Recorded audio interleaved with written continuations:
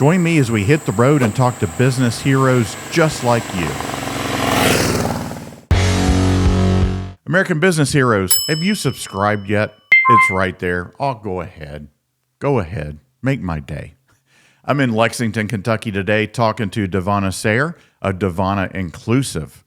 Check it out. Well, thanks for having me come down today and doing this interview. Well, I'm really excited to chat with you. I think we can get real deep real quick because you've got a lot to offer the world, and I really admire what you're doing with your business already. Well, thanks. Thanks. And just like any good entrepreneur, you just get out and you try to just hustle, right? Yes, hustle. Yes. Just get something done. Well, Davonna, tell us a little bit about your business and what you're doing now. So when you have a name like Davonna, a lot of people don't know more than one, right? So I just decided to use that to my advantage. I have had a really great career so far in a lot of things like marketing and elder care, and I was an executive director. It's my last big job. Have done patient advocacy and just a variety of really good things that have led me to this point in my life. But realize that I still am discovering what I want to do, but know that I love marketing. I love helping people, especially women. I love to coach. And so Davonna Inclusive, or Davonna Inc. for short, is basically my main thing is I want to help people promote good. And there's a lot to promote, and there's a lot of ways to do that I can bring to the table and hopefully elevate all the good that people are doing. So that's kind of how I came up with my name. But I think one of the great things about being an entrepreneur, and I say great, but it may also be scary, is you can constantly rediscover yourself and change your path or pivot. And so I'm in that, still discovering the best way that I can offer my talents to the world. But I'm having a great time so far, and I really appreciate this opportunity to chat with you, especially being a seasoned entrepreneur yourself. So. Well, thanks. I appreciate my opportunity to talk to you as well. Yes.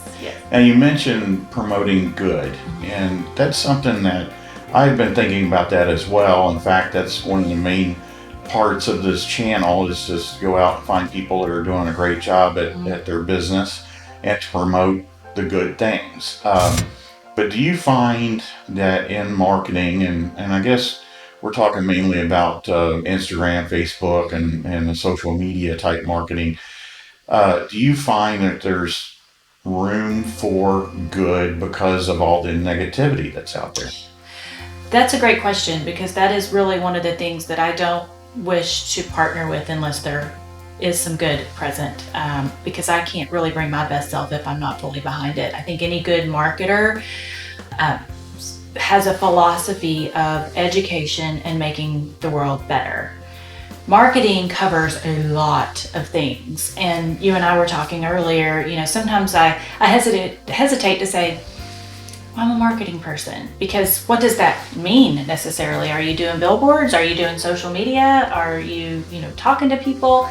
But what I love about marketing, and I've had a lot of marketing experience in healthcare and elder care as well, but I love that it makes people better. It helps people's lives. It educates, and it helps pave a direction that they maybe didn't know about. So it's important we know the consumer and then how to best serve the consumer. So yes, there are a lot of very daunting things about marketing these days, especially with the social media world. What I am finding is when someone says, well, I need help with marketing, and I sit and talk with them, they don't know what they need. And that's my job. Yeah. They don't know what they need. A lot of them have said, I need help with social media. Okay, that's fine. Let's do social media. But what brought up all of these ideas to get to social media? What are the events you're doing? Are we doing the best job we can with that? What is the advertising we're doing? Are you using your dollars the best way that they can be used? How are you promoting the good that you're doing? Because that's really how people want to connect with you. People want to feel belonging. They want to feel that connection. And to me, that is the magic of marketing. And that's what gets me very, very excited. So it's like any profession. There are some negative things and can be looked at negatively, marketing in general. But I don't choose to look at it that way. And if I can make my clients' lives better and help them promote their good, then I've done my job. Yeah. So connecting with people, Mm-hmm. I've found that a lot of times you can connect with people through storytelling, Absolutely. and that's a part of, again, what we're doing today. We're telling stories and Mm-hmm. backgrounds and all that. Do you find that storytelling for you in the areas that you want to get into, and it could be just a picture ad with one sentence or two words, but do you find that that storytelling cuts through the rest of the marketing that's out there? I think we have to have the good stories to do the appropriate marketing. Mm-hmm. And I'm so glad that the whole idea of storytelling is being elevated, I think, in the world today. And I know that as someone that wants to help people promote all the good that they have, the first thing I have to say is, what is your story? I met with somebody last week just for a consultation, for example, and she is just an amazing woman, and she's owned her own business and has this persona of just businesswoman success, right? And I got to talking with her and finding out all the things that led up to that and what her professions were before her current one. And the heartache too. We have to embrace that she had been through. Sure. You know, I'm dealing with that myself. It's like I have to own my story to bring me to this seat right here talking with you. But I remember saying before I left, we have so much good content to market if you decide to use me, because humanizing you is going to be so fun and so good. And that's really what your people need to hear. It's amazing how many good stories are out there, isn't it? Mm-hmm. And you see people, you may know people, but you really don't know them that well or don't know what their background is. But once you stop and talk to them, there are so many people that have dynamic and incredible backgrounds, and it could be incredible as far as positive things, but it also could be negative things that they went through and they came out on the other side better than what they went in. You are so right. And I think a lot of times the stories and the humanizing and the relationships and the opportunities for connection can really get lost in the corporate world. Mm. Now, this comes from somebody that's worked corporate for most of my career, and now I'm, out on my own. And so there is still a lot of good about working in corporate. And there's sometimes I'm like, I just need to go get another job and work a 9 to 5 because this business thing is hard. But I think sometimes it gets lost.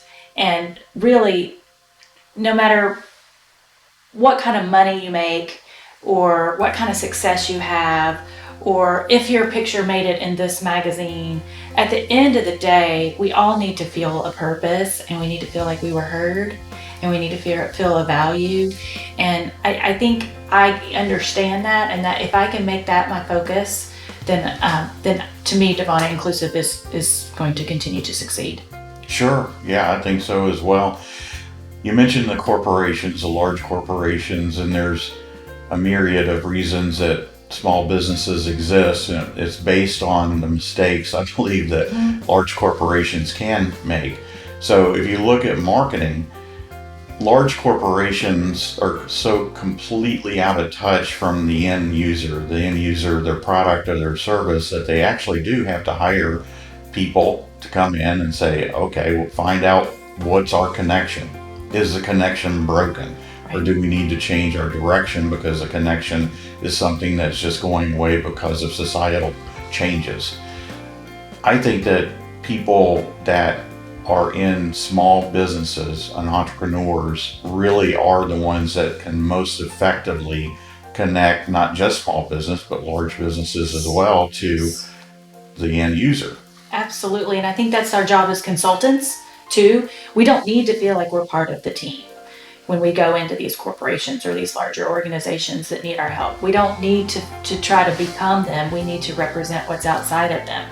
Mm-hmm. And I can't tell you how frustrated I would get in jobs, especially the biggest corporation that I worked for, when they would say from another state, they would tell me how I needed to market and how I needed to sell and these prices and this message. And I would say to them until I was blue in the face, the people in Columbus, Ohio are different than the people in Lexington, Kentucky. Mm-hmm.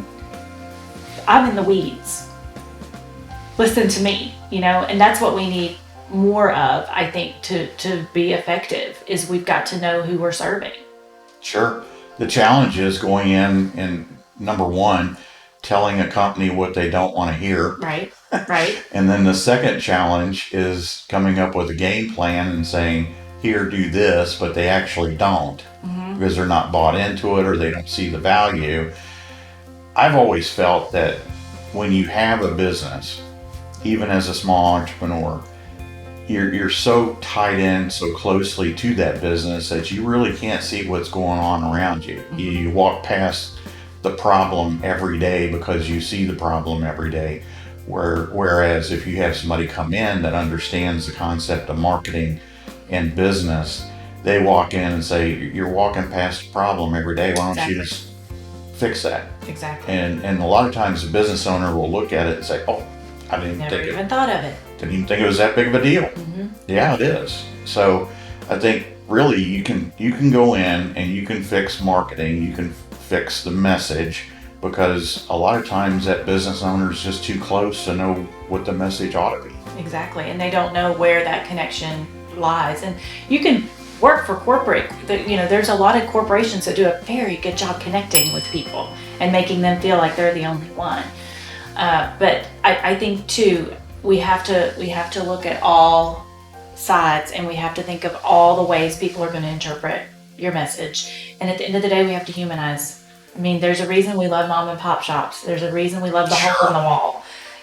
There's a reason that, I even love Lexington. It's a large city compared to Kentucky, but it still has that small belonging feel. And I think we can do a lot of that on social media, and that is the beauty of social media, is the fast-pacedness of it, the constant engagement, and soliciting. How do you feel about this? And you see what people like, and you see what people don't like. What an amazing marketing tool if you use it the right way. Yeah, absolutely. Now, going back to the beginning, I'm going to guess that you've been interested in marketing for probably most of your life. At what point did you say, okay, I'm going to do this?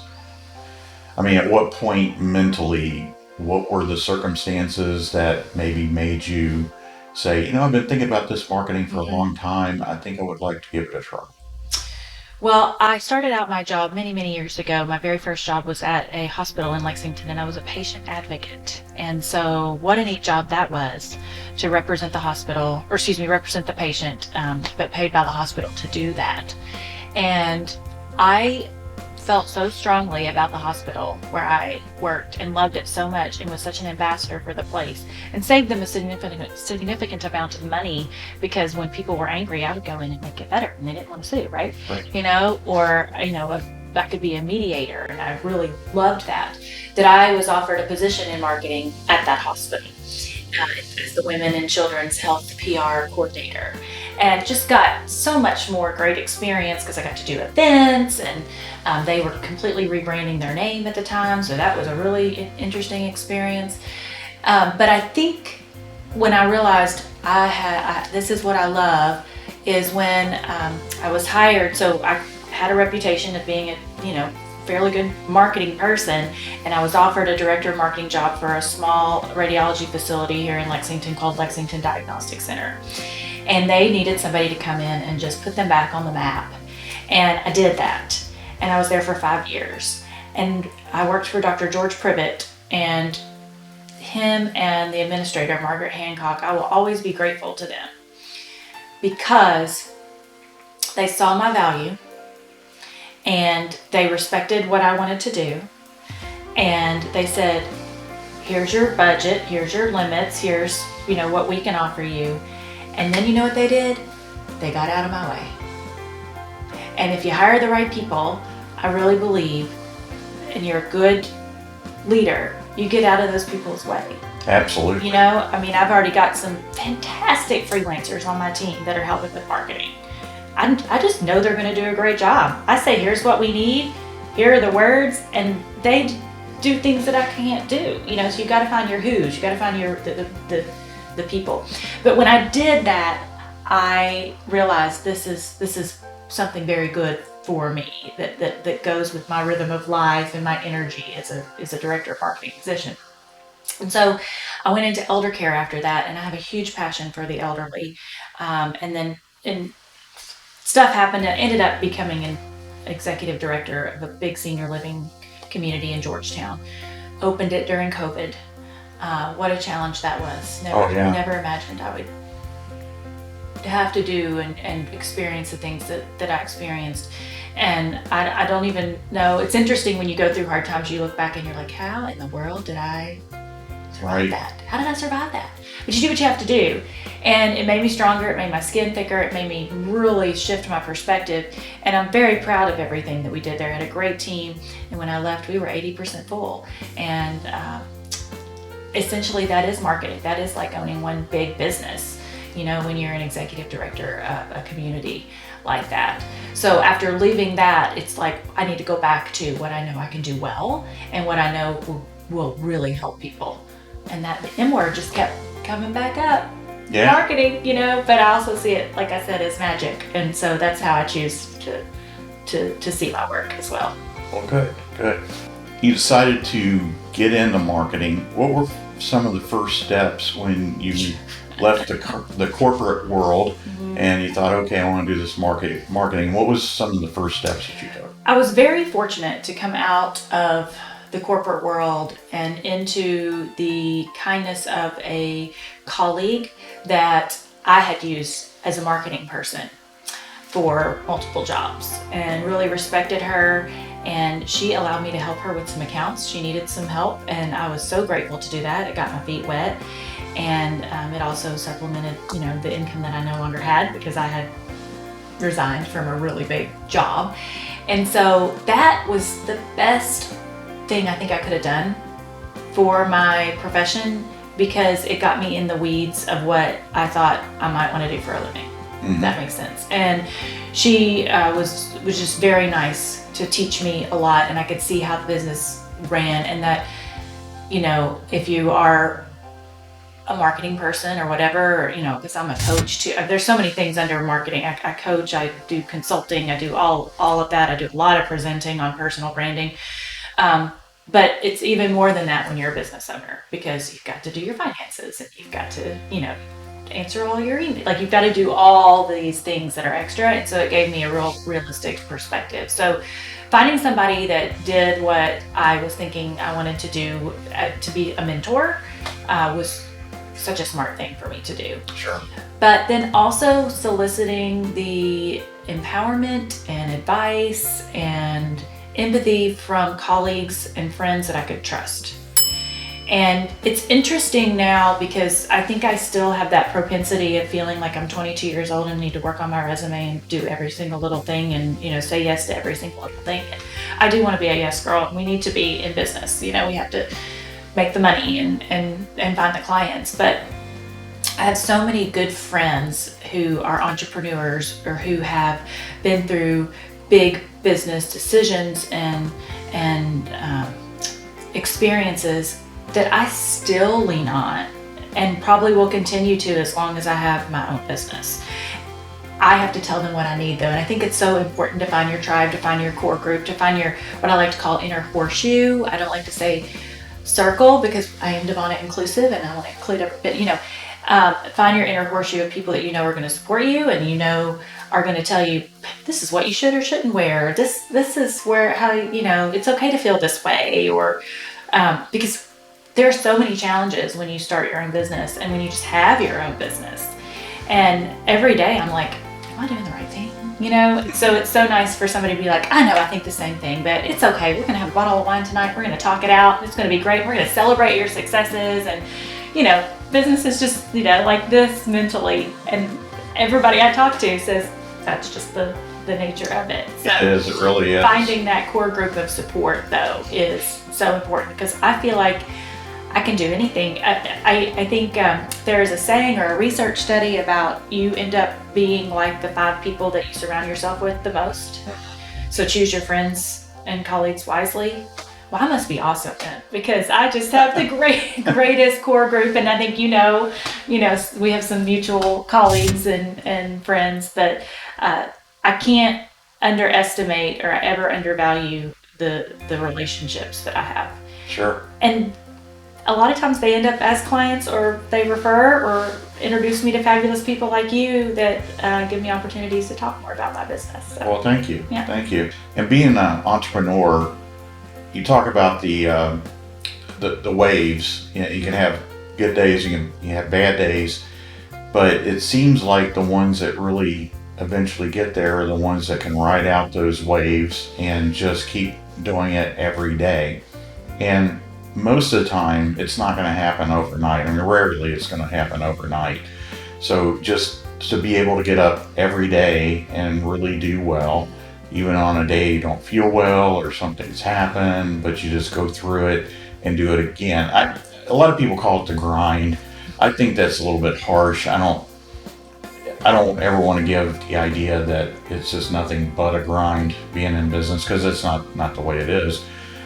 But it's hitting it every day and knowing that you have a goal out there and working towards that goal. Mm-hmm. And showing up. Yeah. I oftentimes talk to, I'm a proud Georgetown College alum, and I get the opportunity a lot to go back and talk to some of their business and communication classes. And they say, what advice? I don't know what I'm going to do, when I graduate, or how can I become an entrepreneur? Just show up. Just be there. And I really do believe if you follow your bliss, and you just work at it every day and you do your best, that opportunities will come to you, doors will open to you, and your community will come to you. And I don't mean to sound too woo-woo, but I really do believe it, because it's happening to me right now. I really believe the universe, it's got our back. We just have to work for it. We just have to say, here I am. Yeah, be open to it. Be open to it and do our best and just show up. Yeah, and just know that it's out there and believe that it's out there and work towards it, and it'll happen. Mm-hmm. And celebrate every little success. Yeah. You have to, or you'll go nuts. Exactly. Celebrate the success, and don't forget who helped you get there. Yeah, for sure. All right, well, Davonna, what would you say to somebody that's thinking about starting their own business, and maybe use some of your experiences when you got into it? What would you say to them? I think probably what I would say to them is what I am saying to myself every day right now, as I'm in, the very beginning stages, or what I feel like are the beginning stages of just really promoting my business and getting Davonna Inclusive out there. And that is, I'm going to be okay. You're going to be okay. My husband and I joke a lot of times. Sometimes we just have to look at each other and say, relax, nothing is in control, because really nothing is in control. And I think sometimes, especially as people that want to have the control and have such strong visions, as most entrepreneurs do, we want to control everything, and we take ourselves very, very seriously. And there's nothing wrong with taking yourself seriously. Like, we need that discipline, right? But I can do that a little bit too much at times. So I would tell anybody what I tell myself today is, we're going to be okay. Every day is another day to explore. The beauty of being an entrepreneur is you are allowed to change your mind. Sure. You can change direction and follow your bliss and do your very best. And chances are, if you have those internal nudges or whispers asking you to do things, or leading you to do things, or drawing you to do things, there's a reason that you're having those feelings. And so go with it. Show up.